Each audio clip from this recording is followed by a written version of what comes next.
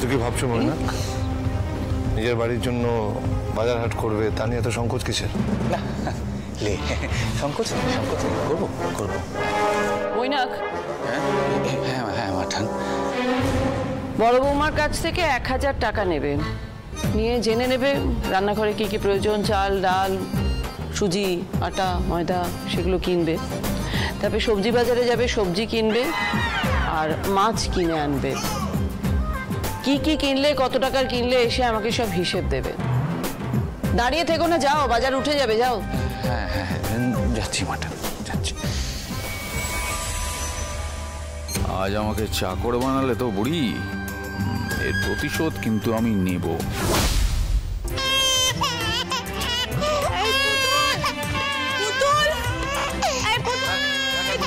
পুতুল কোথায়? দেখ না, বাচ্চারা তখন থেকে কাঁদছে। পুতুল মনে বাগানে আছে, আমাকে দাও, আমি দেখছি, আমাকে দাও।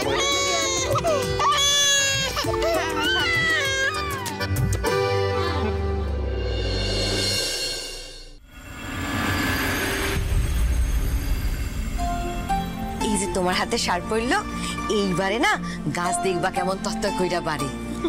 সত্যি পুতুল মা, তোমার হাতের সার বড্ড ভালো। তুমি যে কি ভালো সার বানাও। উফ বাবারে বাবা, তুমি আমায় ভালোবাসো আমি জানি চাপাদি, তাই বলে এত বেশি বেশি করে বলবে? উমা, এটা তো আমার কথা না, এটা তো মাঠানের কথা। উমা, আর সার দিবা না? আর একটু সার দিলে তো গাছটা আরো তাড়াতাড়ি বাড়তো। না না, এইভাবে হয় না চাপাদি।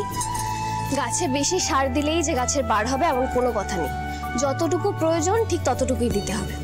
গাছে বেশি সার দিলে কিন্তু গাছের ক্ষতি হতে পারে, গাছ মরেও যায়। ও হাইসা, তুমি সার বানাও, তাই তুমি সব থেকে ভালো জানবা। আমি কি আর অত জানি বলো?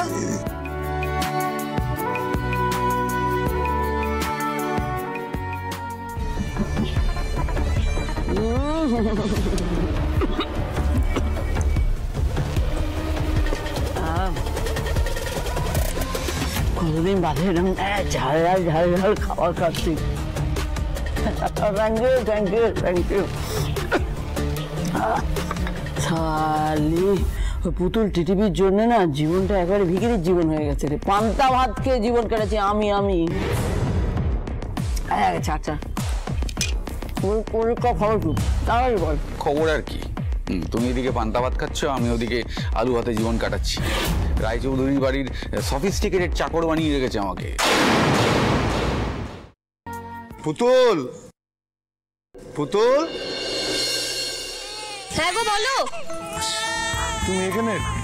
ঠাম্মি তোমাকে খুঁজছিল তো, দেখো কাঁদছে, কাঁদছে দেখো। ওদের খিদে পেয়েছে, না আমি হাতটা ধুয়ে নিই। কি হয়েছে? কিন্তু না, কিচ্ছু নেই। ওরে বাবা, দাও দাও দাও, আমার কাছে দাও।